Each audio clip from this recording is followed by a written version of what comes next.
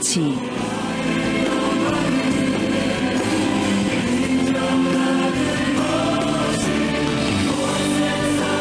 하나님의 영광을 인정하는 것이 온 세상에 가득하기를 기도하며 전복수 BS가 마련한 말씀 전파의 시간, 물이 바다 덮음같이. 오늘 말씀에 복음의 본질이란 제목으로 정읍 명성교회 권영준 목사입니다. 성경 본문은 갈라디아서 1장 6절에서 10절 말씀입니다.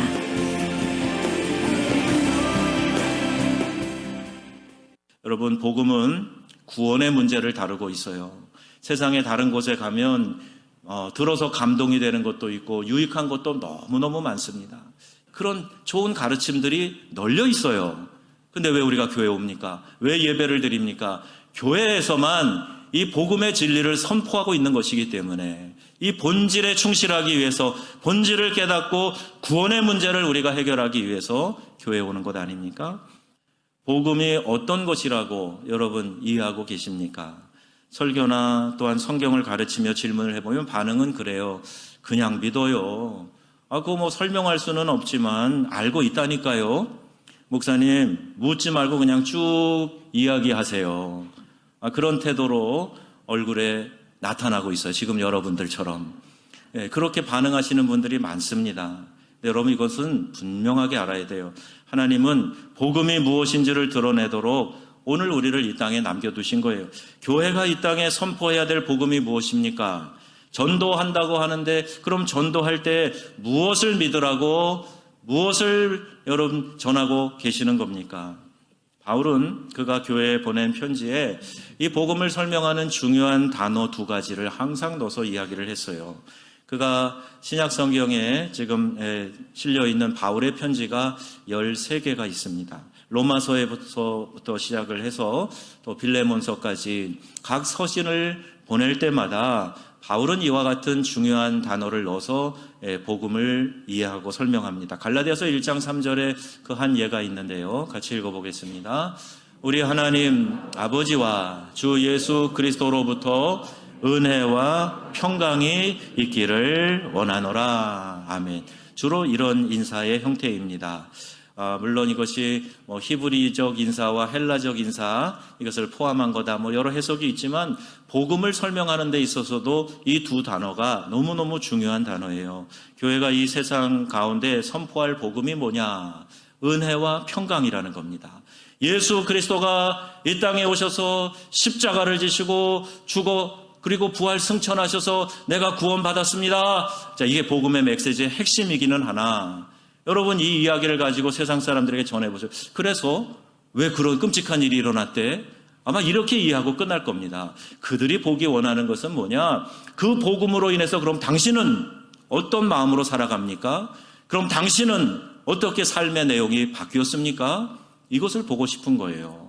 그래, 그분이 날 위해서 십자가에 죽으셨다. 그러면 그 은혜와 감격 속에서 당신은 평강 가운데, 기쁨 가운데, 평안함 속에서 그렇게 살아가고 있습니까? 그 삶의 모습을 그들이 확인해 보고 싶은 거죠. 교회가 이 세상 가운데 선포할 복음은 은혜와 평강인데, 이 복음이라는 말이 good news라고 하죠. 기쁜, 좋은 소식이라는 뜻이잖아요. 이 세상의 은혜를 선포하고 평강을 선포하는 유일한 메시지이기 때문에 이 복음을 영어로 좋은 소식, good news라고 이야기하는 거죠. 자, 은혜라는 단어를 한번 살펴보겠습니다. 에베소서 2장 10절 말씀 같이 읽어요. 너희가 그 은혜를 인하여 믿음으로 말미암아 구원을 받았으니 이것이 너희에게서 난 것이 아니요 하나님의 선물이라. 아멘. 은혜는요, 자격 없는 사람을 향해 하나님이 거저 주시는 선물이에요. 받을 자격이 있는 사람이 받는 것, 일한 것에 대한 대가를 받는 것, 그건 보수죠. 삭시예요. 그러나 아무 자격이 없어요. 공로도 없어요. 기여한 것도 없어요. 그런데 그러한 사람들을 향해서 하나님이 그냥 거저 선물로 주셨다. 이게 은혜라고 성경은 설명합니다. 무조건적으로 나를 받아주시는 그 하나님을 만나는 것이 은혜인 줄로 믿습니다. 예배 시간을 통해서 나 같은 죄인을 하나님이 사랑하셔서 아무 자격 공로 없으나 우리 주님이 날 위해 돌아가시고 나를 하나님의 자녀 삼아주신 그 은혜가 나에게 느껴지고 있는가? 깨달아지고 있는가? 우리 사람은 몸과 영혼을 가지고 있어요. 몸은 유한하고 정해진 수명을 살게 됩니다. 그러나 영혼은 불멸이에요. 몸을 위해서 유한한 삶을 사는 이 우리의 육체를 위해서는 돈 아까워하지 않고 무엇이든지 해서라도 몸의 건강을 유지하려고 하는데, 여러분, 영원한 생명을 위해서 뭘 투자하고 계십니까? 영생을 위해서, 여러분의 영혼을 위해서 여러분은 지금 무엇에 시간과 노력과 물질을 들이고 계십니까? 기독교는 우리의 영혼의 구원의 문제를 이야기해 주고 있어요. 그리고요, 거기서 극한되고 끝나는 것이 아니라 이 세상의 문제에 대해서도 아주 깊은 관심을 가지고 하나님 우리에게 말씀하고 계세요. 우리의 삶의 문제를 하나님이 다뤄주십니다. 그리고 우리 가운데 평강 주시기를 원하시는 하나님이세요.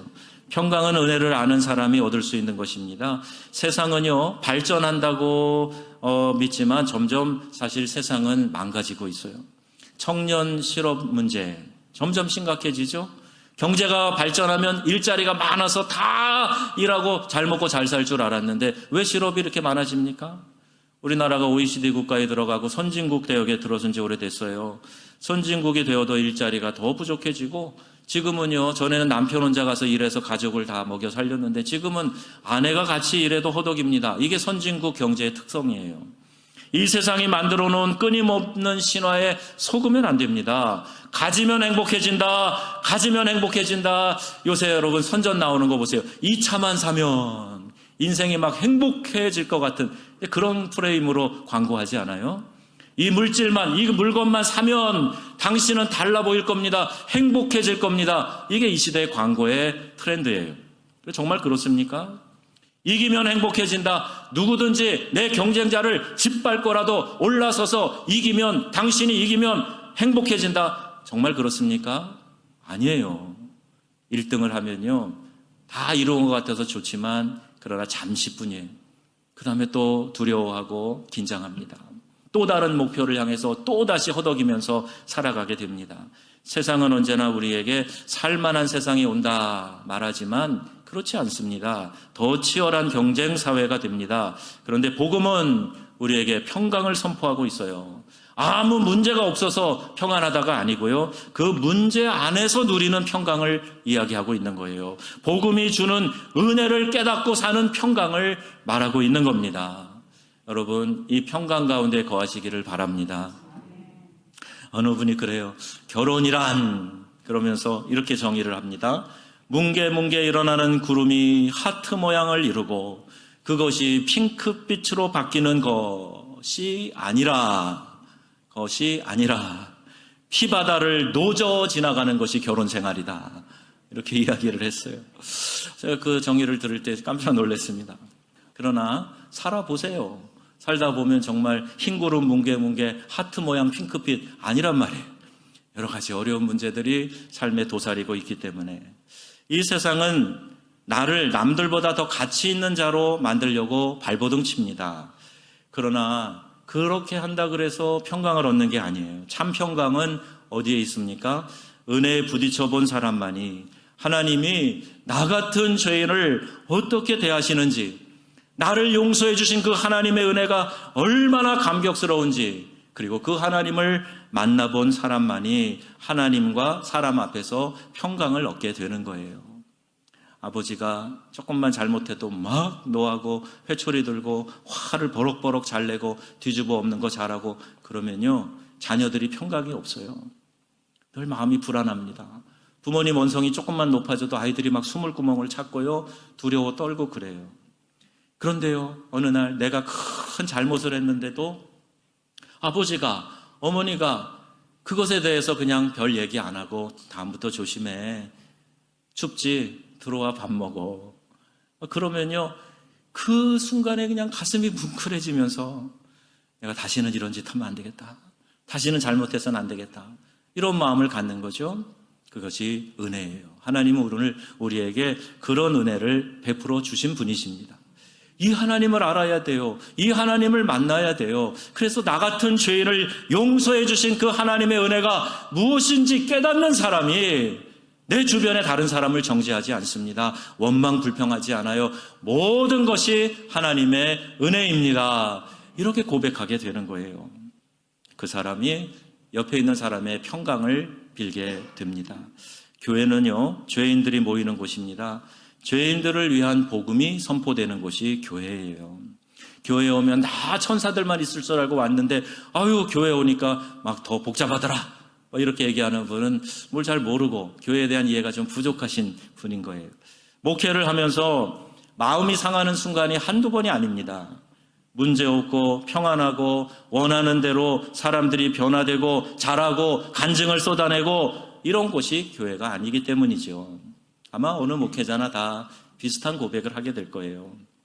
죄인들이 와서 온갖 걸러지지 않은 말들을 쏟아냅니다. 가슴을 후벼 파는 이야기가 들릴 때가 있어요. 그래서 가슴 미어지고 영혼이 상하고 무너집니다.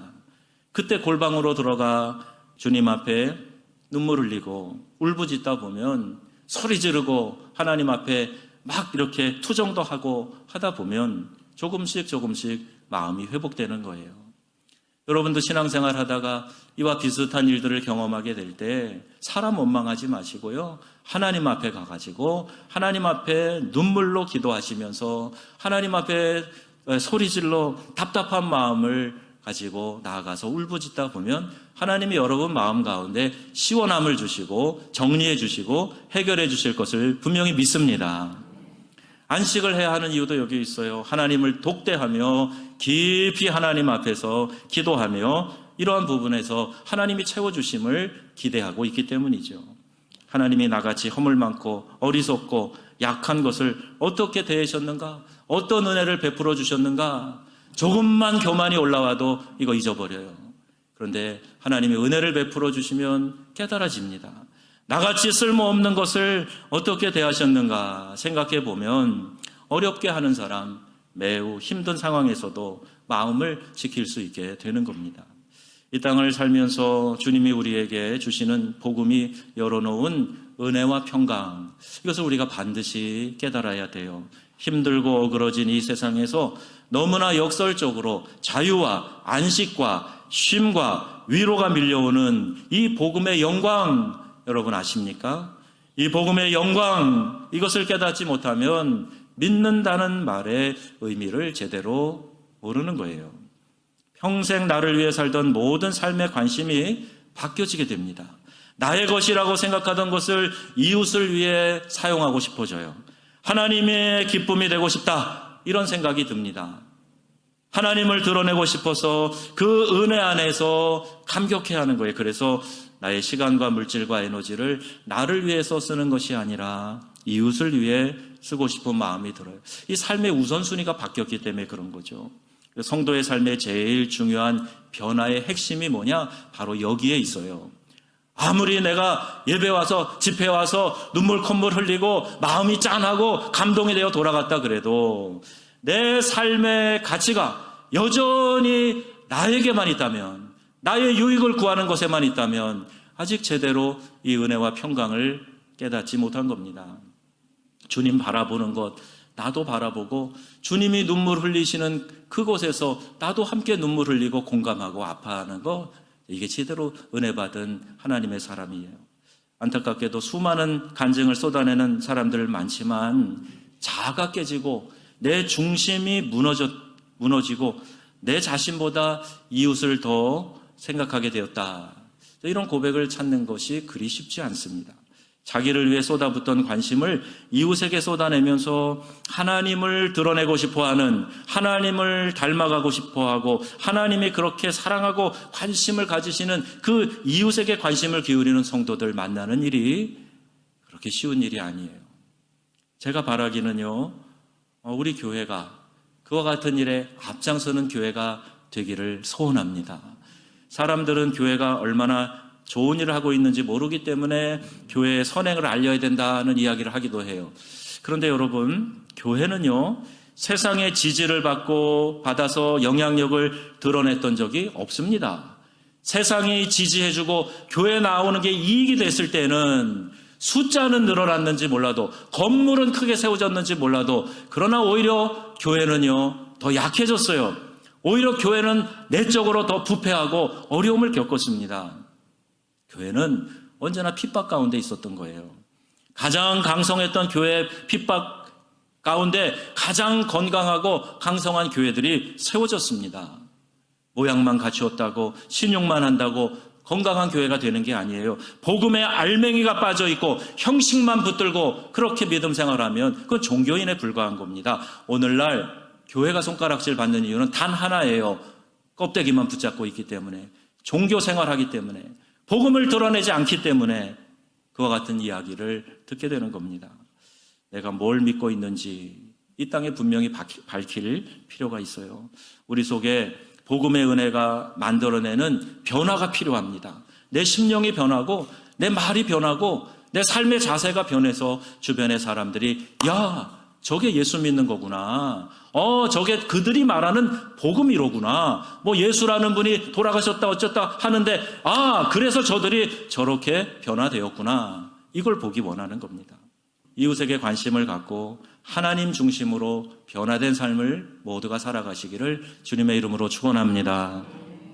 교회에 부임한 이듬해 2017년 우리 청년들과 유럽 비전 투어를 갔어요. 먼저 독일에 도착해서 독일에서 열리는 유럽 코스타에 우리 함께 참여했습니다. 유럽 코스타 같이 갔던 우리 청년들도 지금 여기 있는데, 유럽 코스타에 강사로 오시는 분들은 한국과 미국에 이름만 대면 알만한 유명한 분들이에요. 이제 여러 다른 강사님들도 계시고 저도 이제 강의를 하나 맡아서 섬기기는 했는데, 그렇게 유명한 분들, 뭐 큰 대형 교회를 목회하시는 분들, 이런 분들을 이렇게 대하면요, 저는 뭐 이룬 것도 없는 그냥 평범한 목회자인 거죠.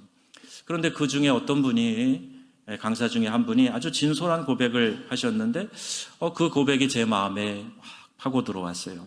자기는 누구보다도 행복한 목회자라는 거예요. 그런데 그 이야기를 가만히 귀 기울여 보니까 저도 그렇더라고요. 내용이 뭐 특별한 게 아니었습니다. 사랑하는 교회, 내가 맡아 목양하는 성도들. 목양이라는 관계가 얼마나 귀한지 다시 한번 인식해 보게 된 거예요.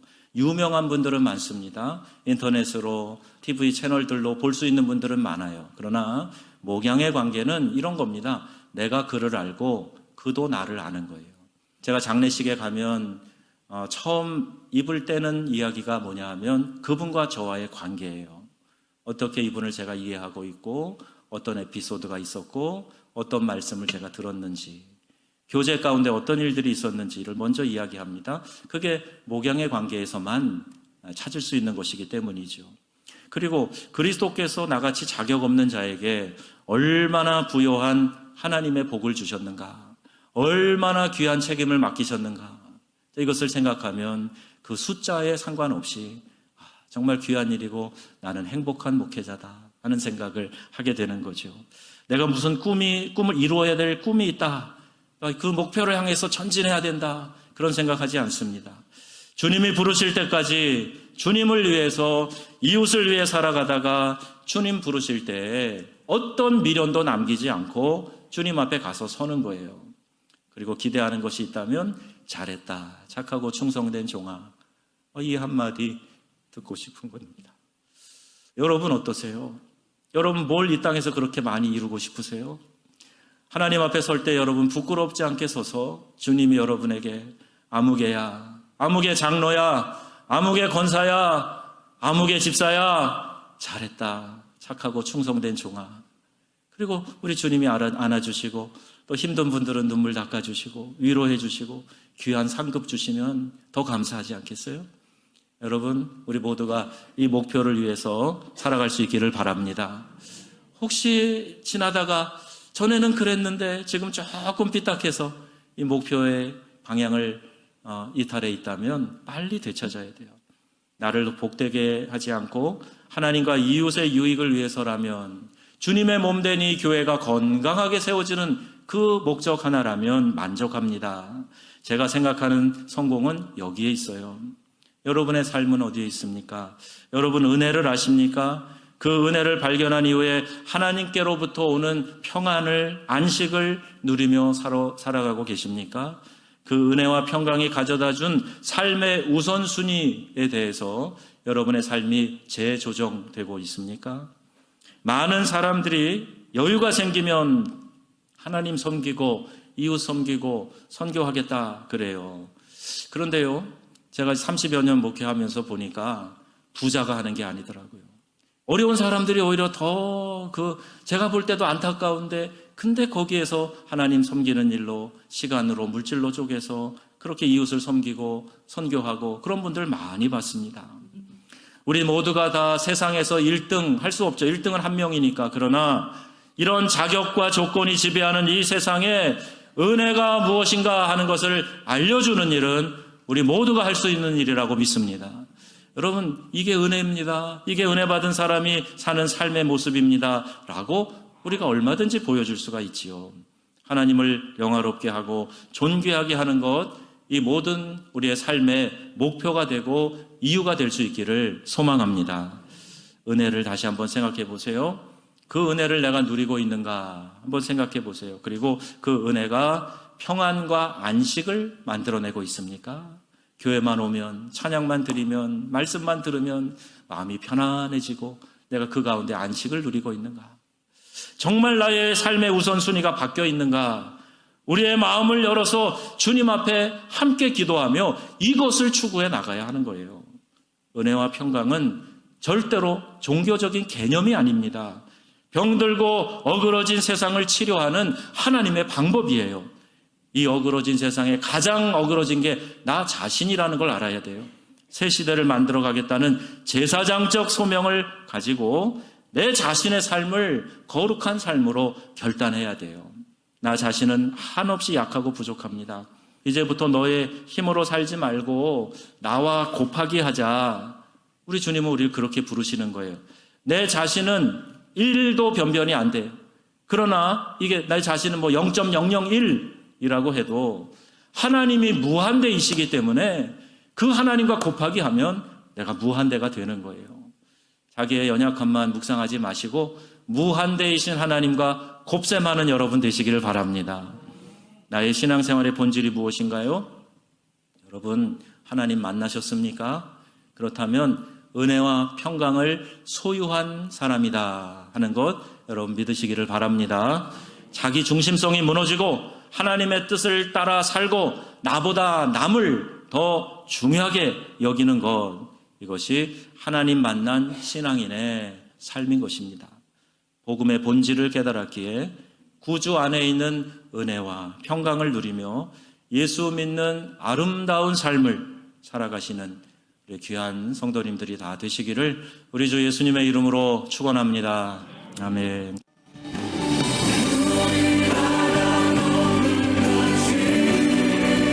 하나님의 영광을 인정하는 것이 온 세상에 가득하기를 기도하며 전복 CBS가 마련한 말씀 전파의 시간, 물이 바다 덮음같이.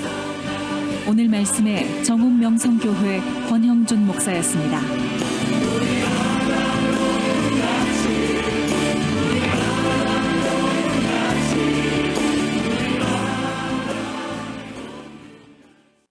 CBS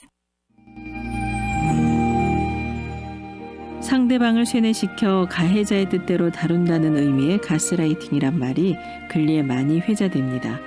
착취당하고 또 이로부터 탈출하더라도 평생 지워지지 않는 정서적 상처를 남기는 가스라이팅.